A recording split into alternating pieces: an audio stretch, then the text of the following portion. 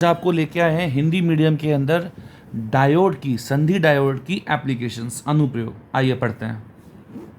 संधि डायोड का अरिष्टकारी रूप में अनुप्रयोग।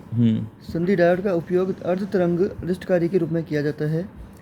परिपथ चित्र बनाते हुए कार्यविधि समझाइए। निवेशी एवं निर्गत वोल्टता के तरंग आरेख भी बनाएं। ये तो क्वेश्चन कहीं आया हुआ है। और ये दिष्टकारी मतलब होता है रेक्टिफायर, जो कि एसी को डीसी में कन्वर्ट करने का पहला स्टेप होता है। चलिए बताइए।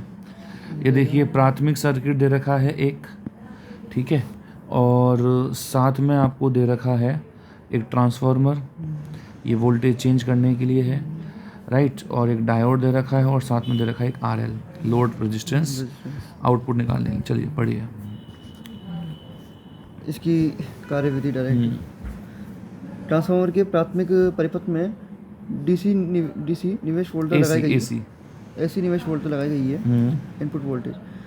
ट्रांसफार्मर के द्वितीयक परिपथ में एक डायोड को लोड प्रतिरोध आरएल के साथ श्रेणी क्रम में जोड़ा जाता है। जब प्राथमिक परिपथ में ज्यावक्रीय एसी वोल्टता का प्रथम धनात्मक अर्धभाग आता है तो ट्रांसफार्मर द्वितीयक परिपथ में वोल्टेज के मान को घटा या बढ़ाकर ज्यावक्रीय वोल्टेज के रूप में ही बिंदु ए व बी के मध्य प्रदान करता है। ये ए और बी के बीच में वोल्टेज दे रहा है, यहाँ ये बोलना चाह रहा है।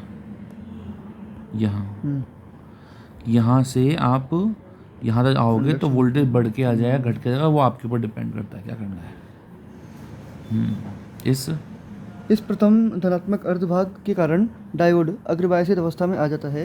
क्योंकि यहाँ आदर्श डायोड माना गया है, अतः यह प्रथम धनात्मक अर्ध वोल्टेज के कारण उत्पन्न धारा की चालन करता है। मतलब आधा ही, एक बार में आधा ही यूज करेगा और फॉरवर्ड बायस हो जाएगा अग्रवर्धन में। आगे जब यह धारा लोड प्रतिरोध से होकर प्रवाहित होती है तो इसमें हमें निवेशी वोल्टता की तरह निर्गत वोल्टता प्राप्त होती है। बिल्कुल ठीक है। चलो। प्राथमिक परिपथ जब निवेशी एसी वोल्टता का दूसरा ऋणात्मक अर्धभाग आता है तो बिंदु द्वितीयक परिपथ में बिंदु ए पर वोल्टता बिंदु बी की तुलना में कम प्राप्त होती है, जिससे डायोड पश्चपायसित अवस्था में आ जाता है। मतलब जब कभी एक बार तो पहले ये प्लस होगा, फिर ये माइनस होगा, अगले केस में फिर ये माइनस हो जाएगा और ये प्लस हो जाएगा। यदि ये प्लस हो गया दूसरे केस में माइनस और ये प्लस, तो यहाँ से करंट बहना स्टार्ट होगी, बट ये डायोड मना कर देगा, तो इसलिए करंट बहती नहीं है इस केस में। देखो आगे पढ़ो। जब हो गया ना, तो जिससे यहाँ पर चूंकि यहाँ आदर्श डायोड माना जाता है पश्चपायसित अवस्था में यह अपने अंदर से धारा प्रवाहित नहीं होने देता, अर्थात यह चालन नहीं होता है करंट धारा का, अर्थात लोड प्रतिरोध में से धारा प्रवाहित नहीं होने के कारण निर्गत वोल्टता शून्य प्राप्त होती है। ग्राफ देखो, ग्राफ में पहले एक बार फॉरवर्ड बायस होता है डायोड तो ये पास कर देता है, रिवर्स बायस में कुछ पास नहीं करता, और सेम एज सोन पास करेगा नहीं करेगा, करेगा नहीं करेगा, लाइक दिस। चलो आगे बढ़ो। क्योंकि यह दिष्टकारी निवेशी एसी वोल्टेज के आधे भाग को ही पास करता है, अतः इसे अर्ध तरंग दिष्टकारी कहते हैं। ये इस साल अभी 1 महीने पहले ही क्वेश्चन आया है। उसने पूछा कि what is the frequency of output. अब यहाँ देखो, यहाँ ये पूरा ग्राफ रिपीट हो रहा है इस जगह जाकर। अब बच्चे समझते हैं अर्ध तरंग दिष्टकारी मतलब आधे में रिपीट हुआ। रिपीट कहाँ हुआ? पहले कुछ आई वेव, फिर जीरो, फिर वापस आई। तो ये जो जगह है दिस वन, दोनों के लिए कॉमन ही तो है, तो फिर दोनों की फ्रीक्वेंसी सेम होती है। ऐसा ही क्वेश्चन था कि 50 हर्ट्ज का इनपुट दें तो आउटपुट में क्या आएगा? 50 हर्ट्ज। बस लेवल था क्वेश्चन का। चलो। संधि डायोड क्वेश्चन में संधि डायोड का उपयोग पूर्ण दिष्टकारी के रूप में किया जाता है। परिपथ चित्र बनाते हुए कार्यविधि समझाइए। पूर्ण तरंग दिष्टकारी। हाँ। निवेशी एसी वोल्टता को ट्रांसफार्मर के प्राथमिक परिपथ में बनाया जाता है। ट्रांसफार्मर के द्वितीयक परिपथ में दो डायोड के समांतर क्रम को लोड प्रतिरोध के साथ श्रेणी क्रम में लगाकर ट्रांसफार्मर के मध्य निकासी प्रावस्था से जोड़ा जाता है, जिसे सामान्यतः भू संपर्कित रखा जाता है। देख लो सर्किट, ये तो हो गया आपस में पैरेलल, ये और ये, फिर इन दोनों का पैरेलल हो गया सीरीज आरएल से, और ये भू संपर्कित हो गया लो लेवल दिखाने के लिए वोल्टेज का। निर्गत वोल्टता लोड प्रतिरोध के सिरों के मध्य ज्ञात करते हैं। इसकी क्रियाविधि है कि ट्रांसफार्मर के द्वितीयक परिपथ को मध्य निकासी प्रावस्था बनाने के कारण परिपथ के बिंदु ए व बिंदु बी पर तरंग रूप एक दूसरे से कला असंगत प्राप्त होती है, अर्थात इस तरह से होती है। कलर संगत ये हो गया मतलब कि भाई यदि आपने हाई वोल्टेज यहाँ रखा तो ये वाला डायोड तो यदि मान लो हो गया फॉरवर्ड बायस, तो ये वाला डायोड ये हो जाएगा प्लस, तो उसी एंड पर ही जाएगा माइनस। तो यहाँ से जब यहाँ से करंट जाएगी तो इसके लिए ये बनेगा, और एट द सेम टाइम जब उल्टा हो जाएगा यहाँ प्लस और यहाँ माइनस, तो यहाँ से करंट जाएगी और ये इसको मना कर देगा डायोड। दोनों एक दूसरे के विपरीत फेज में है, ये बोलना चाह रहा है। जब एक पर पॉजिटिव है तो दूसरे पर नेगेटिव है। चलो आगे बढ़ो, ग्राफ दिखिए। जब निवेशी एसी वोल्टता का प्रथम धनात्मक अर्धभाग प्राथमिक परिपथ पर आता है तो द्वितीय परिपथ के बिंदु ए पर धनात्मक एवं बिंदु बी पर ऋणात्मक वोल्टता आती है, जिससे डायोड D1 का चलन होता है जबकि डायोड D2 का चलन नहीं होता है। इस प्रकार लोड प्रतिरोध पर निवेशी वोल्टता की तरह निर्गत वोल्टता प्राप्त होती है। जब निवेशी एसी वोल्टता का द्वितीय ऋणात्मक अर्धभाग प्राथमिक परिपथ पर आता है तो द्वितीय परिपथ के बिंदु ए पर ऋणात्मक तथा बिंदु बी पर धनात्मक वोल्टता आती है, जिससे डायोड D2 का चलन करता है और D1 चलन नहीं करता है। इस प्रकार लोड प्रतिरोध में से निवेशी वोल्टता की तरह ही निर्गत वोल्टता प्राप्त होती है। और इसका ग्राफ कुछ इस तरह से होता है। समझा नहीं क्या? हाँ, क्या दिक्कत है? पहले D1 से करंट गई, हम्म, एक मिनट संख्या ना, पहले D1 से करंट गई, फिर D2 से गई, फिर D1 से, फिर D2 से। पहले D1 ने बोला साहब मैं अपनी करंट पास कर दूंगा, फिर D2 ने बोला, फिर D1 ने बोला ये पास नहीं होगी नेगेटिव वाली, बस खत्म। तो फुल वेव रेक्टिफायर बोलते हैं इसको। अर्धतरंगदृष्टिकारी और पूर्ण तरंगदृष्टिकारी में तुलनात्मक अध्ययन कीजिए। तो अर्धतरंगदृष्टिकारी में इसमें एक डायोड का उपयोग किया जाता है, अतः यह सस्ता होता है। पूर्ण तरंगदृष्टिकारी में इसमें 2 डायोड को यूज़ किया जाता है और यह महंगा होता है। इसका परिपथ सरल रूप से बना होता है, इसका परिपथ जटिल रूप का बना होता है। इसका निर्गत वोल्टता निवेशी वोल्टता का आधा भाग के रूप में होता है, अर्ध तरंग रूप में। इसकी निर्गत वोल्टता निवेशी वोल्टता का पूर्ण तरंग रूप में उपयोग किया जाता है। द्वितीयक परिपथ में धारा प्राथमिक परिपथ के संपूर्ण वोल्टता का उपयोग करती है और द्वितीयक परिपथ में धारा प्राथमिक परिपथ के आधे का उपयोग करती है। क्वेश्चन दृष्टिकारी किए जिसका से प्राप्त निर्गत वोल्टता को दृष्ट धारा में परिवर्तित करने के लिए किस परिपथ का उपयोग करते हैं, इसकी क्रियाविधि समझाइए। दूसरा पार्ट है इसके द्वारा प्राप्त निर्गत वोल्टता का तरंग रूप भी समझाना है। हाँ, दृष्ट धारा बनाने के लिए सर्वप्रथम डीसी वोल्टेज को एसी वोल्टेज को दृष्टिकारी नामक युक्ति में निवेशित किया जाता है एवं इसके निर्गत वोल्टेज को आरसी फिल्टर परिपथ में निवेशित किया जाता है। अब जो अपने हाफ वेव फुल वेव बनाया ना, वो अपन यहाँ से देते हैं, जो भी आउटपुट आया हाफ क्या है फुल का यहाँ से देता है। फिर इससे प्राप्त निर्गत वोल्टता लगभग दृष्टि धारा के अनुरूप प्राप्त होती है। कैसे होती? चलो इसकी वर्किंग प्रोसेस है कि जब दृष्टिकारी के निर्गत वोल्टेज फिल्टर परिपथ में निवेशित होता है तो इसमें उपस्थित संधारित्र इस वोल्टेज के अनुरूप आवेशित होता है। तो पहले क्या है कि धीरे धीरे वोल्टेज बढ़ा तो वोल्टेज बढ़ने से चार्ज हुआ, फिर आगे बढ़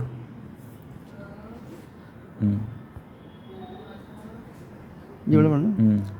जैसे ही दृष्टिकारी को निर्गत वोल्टता का मान संधारित्र पर उपस्थित वोल्टेज के मान से कम होता है तो यह संधारित्र इसके समांतर क्रम में लगे लोड प्रतिरोध से निवेशित होता है। अब जैसे ही क्या होगा भाई, इनपुट तो किस तरह का है, इनपुट इस तरह का है, ऐसे ऐसे। अब एक बार तो चार्ज हो गया, चार्ज में वैल्यू बढ़ी।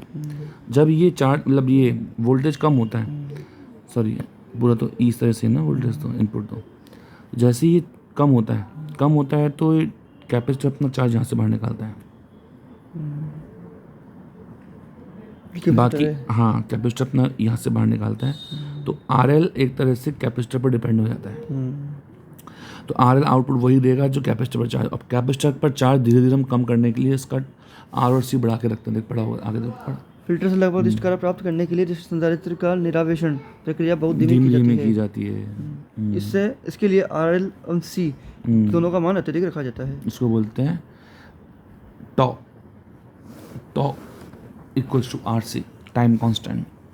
तो जब आपका वोल्टेज बढ़ा तो साहब ये चार्ज हो गया। जब आपका वोल्टेज कम हुआ तो उस समय इस पर एंड पर वोल्टेज कम हो गया तो ये चार्ज नहीं हुआ। फिर ये अपने चार्ज को डिस्चार्ज कर गया इसके थ्रू। तो RL इस पर डिपेंड कर गया और ये हुआ धीरे धीरे डिस्चार्ज। तो आउटपुट कैसे बना? चार्ज हो गया, डिस्चार्ज धीरे धीरे। अब इतना धीरे धीरे डिस्चार्ज होता है कि ये जो पीछे वाला ग्राफ है ना, ये वाला ग्राफ वापस से चार्ज होने के लिए बोलता है। तो ये वापस से चार्ज होता है कैपेसिटर, फिर चार्ज होगा, फिर धीरे धीरे डिस्चार्ज होगा, फिर चार्ज होगा, धीरे धीरे डिस्चार्ज होगा। तो इस तरह से ये पहले तो चार्ज होता है, फिर डिस्चार्ज, फिर चार्ज, फिर डिस्चार्ज, फिर चार्ज, फिर डिस्चार्ज। देखना ग्राफ होता है, देख बढ़ा के। डिस्टकारी के निर्गत वोल्टेज पुनः संधारित्र के वोल्टेज के मान से बड़ा होकर और ज़्यादा होकर संधारित्र को पुनः आवेशित करता है। यह आवेशन और निरावेशन की प्रक्रिया दोहराई जाती है। इसे फिल्टर निर्गत वोल्टता का लगभग डीसी प्राप्त होती है। देखिए हो गया ना। इससे तो ये मिल गया अपन को, हाफ वे या फुल वे, हमने फुल वे लिया। तो ये देख, ये चार्जिंग और ये डिस्चार्जिंग, चार्जिंग और डिस्चार्जिंग, खत्म। नेक्स्ट, विशिष्ट प्रयोजन पीएन संधि डायोड, जेनर डायोड। इस विशिष्ट डायोड को भंजन श्रेणी में पश्चिम बाह्यस्थित अवस्था में प्रचालित करने के लिए बनाया जाता है, अर्थात यह भंजन क्षेत्र में कार्य करता है। इसका उपयोग वोल्टा नियतांक के रूप में किया जाता है।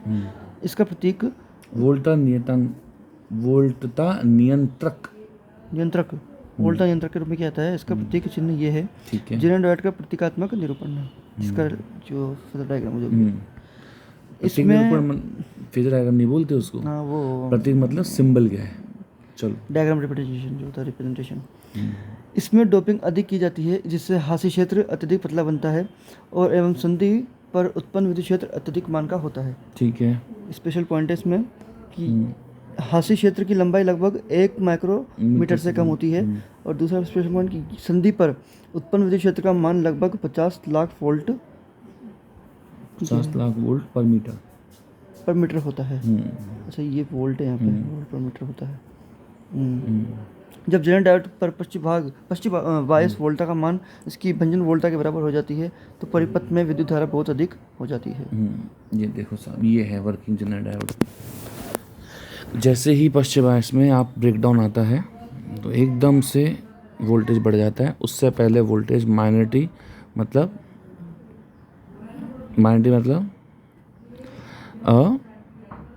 अल्पसंख्यक आवेशवाह के कारण होता है। ठीक है, चलो आगे पढ़ो। साफ ग्राफ से स्पष्ट है कि भंजन वोल्टा VZ के पश्चात पास्ट बायस वोल्टा में कोई विशेष परिवर्तन नहीं होता है, अर्थात डायोड पर वोल्टेज का मान लगभग नियत होता है, परंतु इसमें से प्रवाहित होने वाली धारा बहुत अधिक होती है। जेनर डायोड का भंजन वोल्टा VZ को जेनर वोल्टा भी कहा जाता है। पश्चिम बायस अवस्था में जेनर डायोड से बहने वाली धारा अल्पसंख्यक आवेशवाहकों के कारण होती है। जैसे जैसे बायस वोल्टा का मान बढ़ता है, वैसे वैसे संधि पर विशुद्ध हिस्सों का मान भी बढ़ता जाता है। जब पश्चिम बायस वोल्टा का मान जेनर वोल्टा के मान के तुल्य हो जाता है, डायोड पर विद्युत क्षेत्र की तीव्रता इतनी अधिक हो जाती है कि वह संयोजी बंध में उपस्थित संयोजकता इलेक्ट्रॉनों की N टाइप के क्षेत्र की तरफ और उससे उत्पन्न होलों को P टाइप के क्षेत्र की तरफ त्वरित कर देता है। उच्च विद्युत क्षेत्र के कारण संयोजी इलेक्ट्रॉन का संयोजकता बंध से मुक्त होना आंतरिक क्षेत्रीय उत्सर्जन कहा जाता है, इंटरनल एरियल इमिशन। जेनर डायोड में भंजन वोल्टा विद्युत धारा अचानक कैसे बढ़ती है।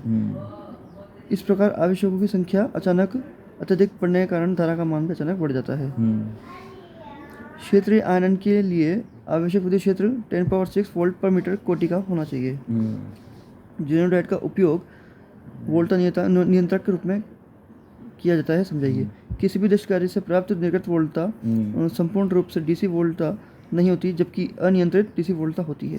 इस अनियंत्रित डीसी वोल्टा के से स्थायी डीसी वोल्टा प्राप्त करने के लिए जेनर डायोड का उपयोग किया जाता है। इसका आरेख ये है।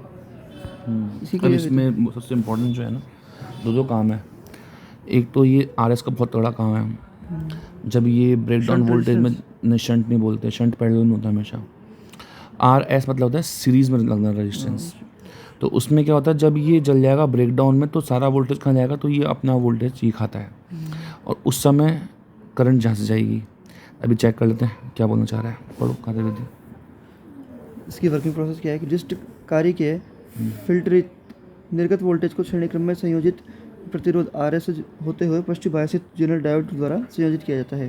ठीक है। यदि इस निवेशित वोल्टा की में वृद्धि होती है तो RS एवं जेनर डायोड में से प्रवाहित हो रही विद्युत धारा में भी वृद्धि होगी। ठीक है। परंतु भंजन क्षेत्र में होने के कारण जेनर डायोड पर वोल्टा का मान नियत रहता है। अब जैसे भंजन वोल्टेज आता है ना, तो भंजन वोल्टेज आते साहब इस पर तो वोल्टेज रहता है सेम। अब तुम यहाँ से लगा रहे हो बहुत हाई वोल्टेज, इस तरह मेरे के ऊपर तो भैया मेरे से वोल्टेज ज़्यादा जा नहीं सकता। तो जहाँ तक मतलब इस पर वोल्टेज है 6 और तुमने लगा दिया 16, तो 10 वोल्ट जाएगा इस पर, 6 जाएगा इस पर। तुमने 16 से कर दिया 26, तो ये 6 का 6 ही रहेगा और 10 से जाएगा 20, तो सारा वोल्टेज ये खाता है। अब सिंस जेनर के पैरेलल में लग रहा है RL, जितना वोल्टेज इस पर उतना ही वोल्टेज इस पर, तो आपको आउटपुट में एक फिक्स्ड वोल्टेज मिल जाता है। तो पढ़ लो। इस प्रकार भंजन क्षेत्र में होने के कारण जेनर डायोड के सिरों पर वोल्टता में कोई परिवर्तन नहीं होता और RS के सिरों पर वोल्टेज बदल जाता है। क्योंकि जेनर डायोड लोड प्रतिरोध के कारण समांतर क्रम में होता है, अतः लोड प्रतिरोध पर उत्पन्न निर्गत वोल्टेज जेनर डायोड के उत्पन्न वोल्टेज के समान होता है। RS का मान अत्यधिक रखा जाता है और निर्गत वोल्टेज के आवश्यकता अनुसार जेनर डायोड पर श्रेणी प्रतिरोधक RS का चयन किया जाता है। ऑप्टो इलेक्ट्रॉनिक संधि युक्तियाँ, ये युक्तियाँ जिनमें आवेश वाहकों की उत्पत्ति फोटोन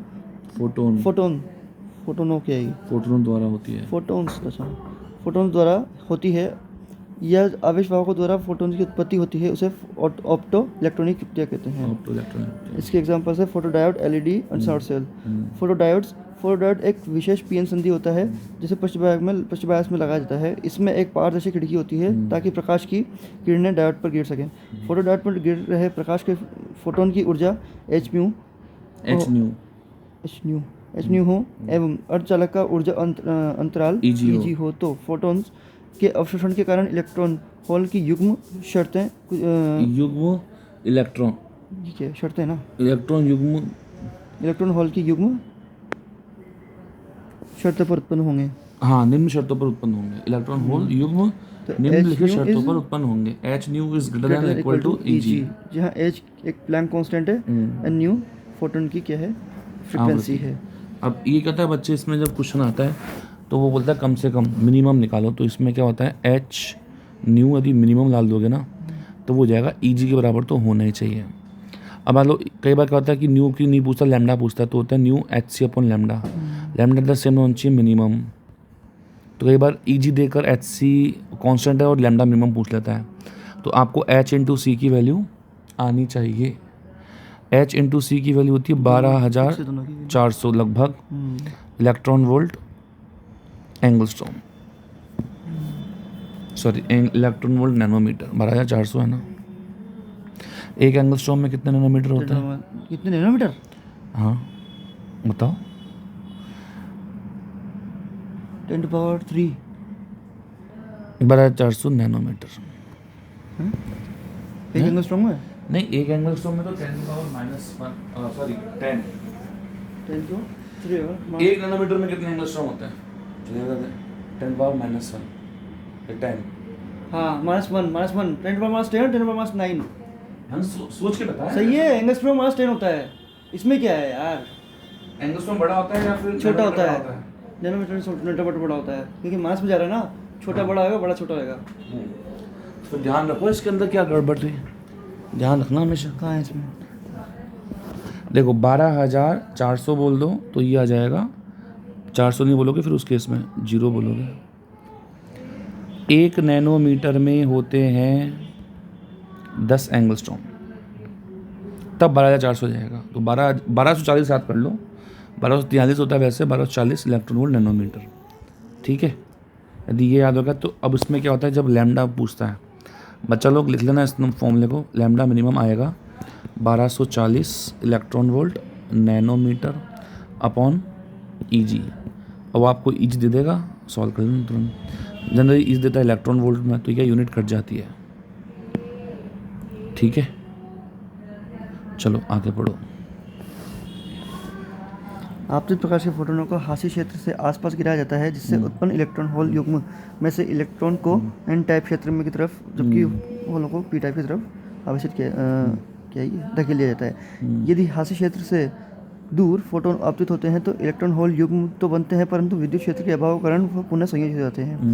उत्पन्न इलेक्ट्रॉन होल युग्म के स्थानांतरण से पीएन क्षेत्र के मध्य एक विद्युत वाहक बल उत्पन्न हो जाता है। जब इसके साथ कोई बाहरी लोड प्रतिरोध जोड़ा जाता है तो विद्युत धारा बहने लगती है। अच्छा, फोटोडायोड्स में बनी फोटोन्स के कारण विद्युत धारा का परिमाण आपतित प्रकाश की तीव्रता पर निर्भर करता है, और ये आपतित प्रकाश के कारण उत्पन्न विद्युत धारा आपतित प्रकाश की तीव्रता के समानुपाती होती है। आपतित प्रकाश की तीव्रता बढ़ाते जाओगे तो ज़्यादा फोटोन्स गिरेंगे, ज़्यादा बॉन्ड टूटेंगे, ज़्यादा करंट बनेगी, खत्म बात। चलो आगे बढ़ो। फोटोडायोड का उपयोग प्रकाशिक सिग्नलों के संसूचन के रूप में किया जाता है, अतः फोटोडायोड को फोटो संसूचन भी कहा जाता है। फोटो संसूचन मतलब होता है ये वो सेंस करता है लाइट को। प्रकाश उत्सर्जक डायोड एलईडी ना। हाँ एलईडी लिख दे ब्रैकेट में, एलईडी और पूरा बॉक्स बड़ा कर दे इसको, ये अब बड़ा पूरे पेज पे। इस प्रकार के विशेष डायोड में जेनरो डायोड की तरह ही अत्यधिक मात्रा में डोपिंग की जाती है, परंतु इसे अग्रबायस में लगाया जाता है। एफ नॉट कुछ है क्या ये? क्या लगते हैं बच्चे यार, ये आगे चल। इससे प्रकाश की विकिरणों का उत्सर्जन होता है, अतः इसका आवरण पारदर्शी बनाया जाता है। जब एलईडी को अग्रबायस में लगाया जाता है तो अल्पांश वाहक अंतःक्षेपण प्रक्रिया के कारण संधि सीमा पर अल्पांश वाहकों की सांद्रता तुलनात्मक रूप से अधिक हो जाती है, अतः संधि ये तो फॉरवर्ड बायस में लगाया ना उन्होंने। हाँ, और उसको किसमें लगाया फॉरवर्ड डायोड में? हाँ ये ध्यान रखने वाली बात है। संधि के निकट संधि सीमा के दोनों फलकों पर आवेश वाहकों का पुनः संयोजन हो जाता है। पुनः संयोजन होने पर दोनों प्रोटोनों के रूप में मुक्त हुई ऊर्जा दोनों प्रोटोनों के रूप में मुक्त होती है, अतः ऊर्जा अर्धचालक नहीं है, फोटोन। फोटोन गलत लिखा हुआ बच्चे ने, वो गलत लिखा हुआ। फोटोनों की प्रोटोन कहाँ से आएंगे? फोटोन के रूप में ऊर्जा मुक्त होती है। ऊर्जा बैंड अंतराल के लगातार बराबर होती है। जब डायोड में से प्रवाहित अग्रबायस धारा अल्प होती है तो उत्सर्जित प्रकाश की तीव्रता कम होती है, परंतु अग्रबायसित धारा में वृद्धि करने पर प्रकाश की तीव्रता में भी वृद्धि होती है और इस अपने अधिकतम मान तक पहुंच जाती है। यदि अग्रबायस धारा में और अधिक वृद्धि होती है तो प्रकाश की तीव्रता घटने लगती है।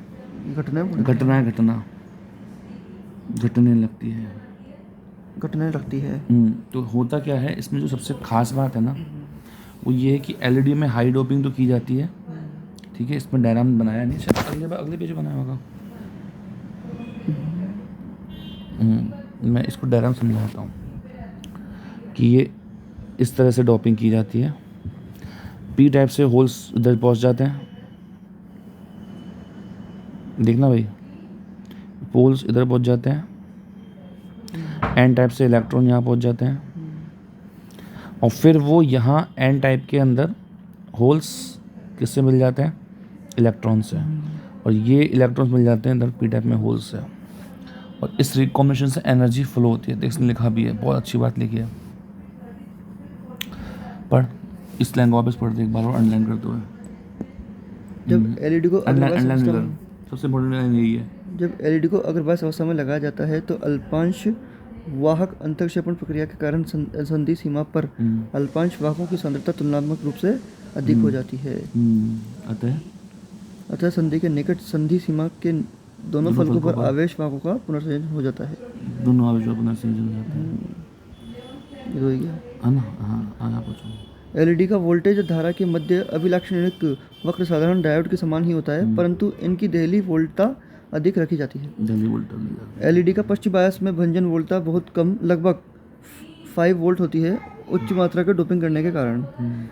जो एलईडी के पश्चिम दृश्य प्रकाश उत्पन्न करते हैं उनका बैंड अंतराल 1.8 electron volt to 3 electron volt के मध्य होता है। तो एलईडी जो यूज की जाती है ना 1.8 से 3 के बीच में की जाती है। अर्धचालक का मान उसका एलईडी का रंग। ईजी क्या है? ईजी मतलब बैंड गैप। आगे पढ़। गैलियम आर्सेनिक ये नाम है, गैलियम एवं उसका ईजी मतलब एनर्जी गैप। तो गैलियम आर्सेनिक 0.6 P 0.4 का एनर्जी गैप होता है 1.9 इलेक्ट्रॉन वोल्ट। ये अपने एलईडीज में काम आता है और लाल रंग की एलईडी निकालता है ये। अब 1.9 देख उसने कर दिया 1.4, देख क्या हो गया? वाइट कलर आ गया उसका। वाइट नहीं है, अवरक्त आया। अवरक्त मतलब होता है इंफ्रारेड। क्या होता है? इंफ्रारेड। हाँ इंफ्रारेड होता है। इंफ्रारेड मतलब विजिबल नहीं होता है। यदि आपको विजिबल एलईडी बनानी है तो आपको एनर्जी बैंड गैप इसके बीच में रखना होगा जो इसने यहाँ बोला है। और यदि आपको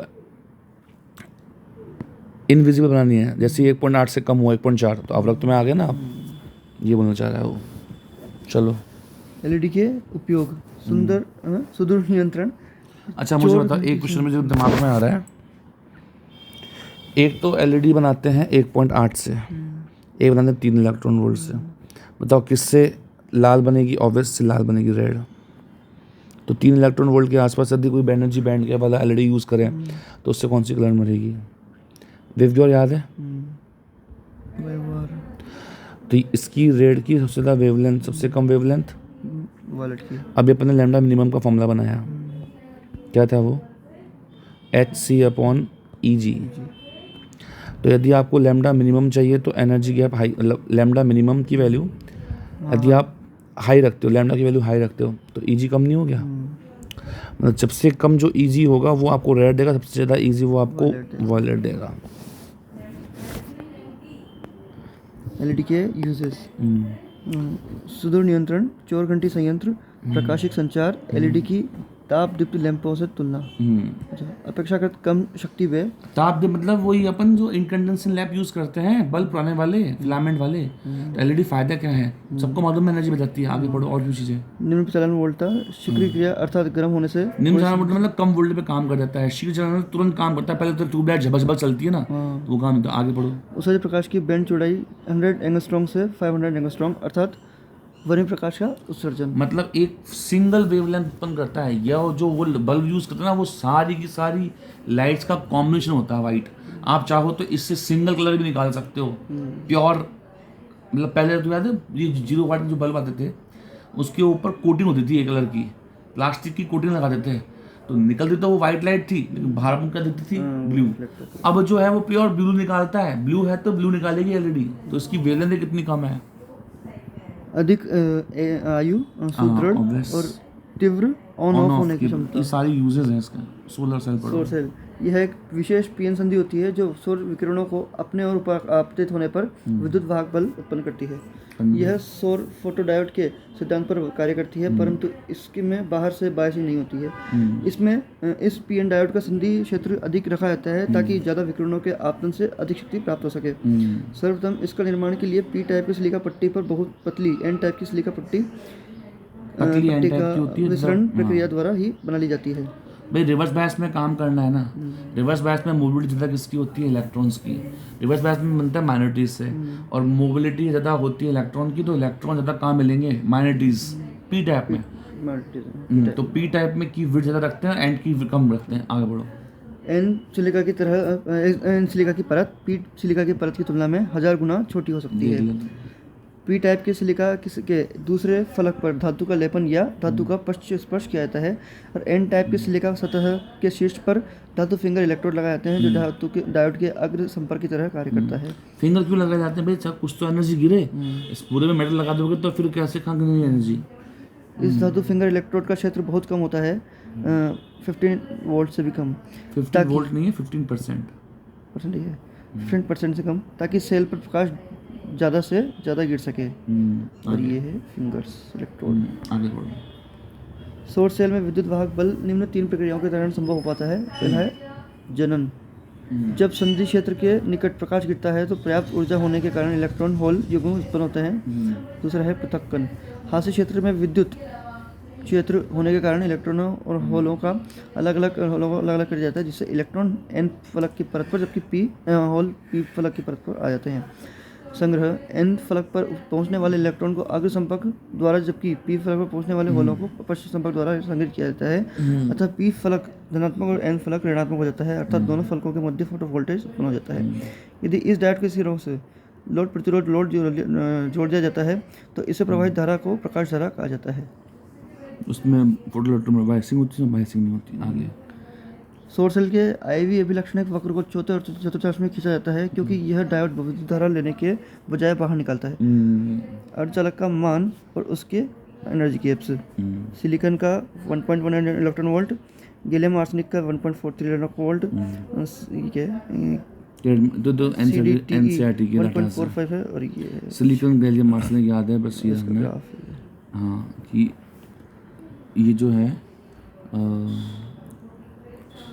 सोलर सेल ही सिलिकॉन 1.1 और गैलियम आर्सेनिक 1.43 ये याद है। सौर सेलों के निर्माण के लिए पदार्थ के चयन की कसौटी बैंड अंतराल, अधिक प्रकाश अवशोषण क्षमता। बैंड 1.0 से 1.8 इलेक्ट्रॉन वोल्ट के बीच में होना चाहिए सोलर सेल के लिए, बहुत इंपॉर्टेंट है ये। अधिक प्रकाश अवशोषण क्षमता होनी चाहिए, ठीक है। विद्युत चालकता, कच्चे पदार्थ की उपलब्धता और लागत, जो कि नहीं है अपने कच्चे पदार्थ से मीटर कहाँ है अपने पास इंडिया में। उपयोग, उपग्रह में होने वाली इलेक्ट्रॉनिक युक्तियाँ, अंतरिक्ष यान और कुछ कैलकुलेटरों में विद्युत आपूर्ति के लिए। सोलर सेलों का सदैव ही तेज सूर्य के प्रकाश की आवश्यकता नहीं होती है। चलो आज भी अपना पूरा लेक्चर 30 मिनट्स में हो गया। बच्चों रिवाइज करो इसको, ठीक है। और कोई दिक्कत है तो मेरा डाउट पूछो। मेरा नंबर है 9413818968 और आपको मिलेगा ये मेरा वीडियो मेरे चैनल पर लगातार। और भी वीडियो आते रहेंगे तो कब सब्सक्राइब कर दो और अपने फ्रेंड से भी बोलो कि इसको शेयर करें। Thank you.